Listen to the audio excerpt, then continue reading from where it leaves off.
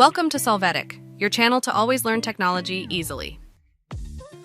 Below in the description, you will find useful links we used in this video.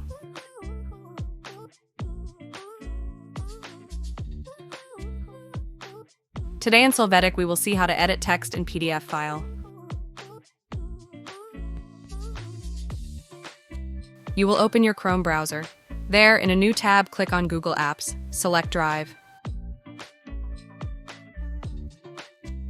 After that, click on New and there choose File Upload. Select the PDF file and click on Open. When the file is uploaded, click on it. Then you will click on the top to open with Google Docs.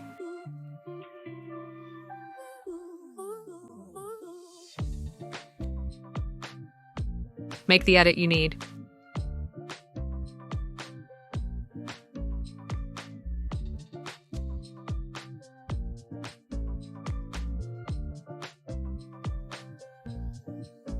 When you do this, from the menu, File and Download, select PDF document. You can open the file to see the changes made. Hey, remember to subscribe Solvetic channel.